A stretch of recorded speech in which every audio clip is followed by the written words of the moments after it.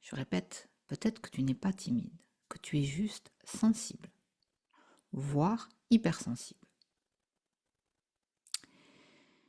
Alors, l'idée, c'est pas de te mettre une case, hein. Moi, les cases, les étiquettes, je trouve ça hyper enfermant. Cependant, pour se faire comprendre du plus grand nombre, on est obligé d'employer des mots. Donc pour moi, être sensible ou hypersensible, ça n'est pas quelque chose qui va pas. Au contraire, c'est juste, si je t'en parle, pour que tu puisses juste comprendre ce qui se passe.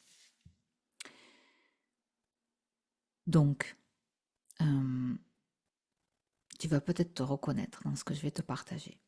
Tu as peut-être tendance à tout vivre de façon plus intense que les autres.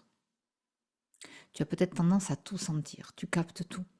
Dès que tu entres dans une pièce, s'il y a la moindre petite tension, tu le sens. Tu le sens et ça t'envahit.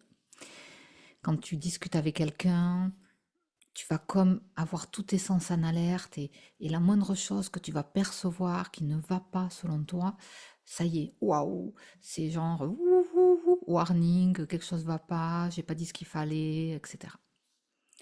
Et donc cette sensibilité, voire hypersensibilité, fait en sorte que chez toi, les relations, tout est très sensible, tu sens tout, tout, tout, tout.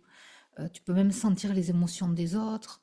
Et si t'as pas appris, tu peux croire que c'est tes émotions à toi. Donc euh, voilà, tout ça fait que ça te draine en fait.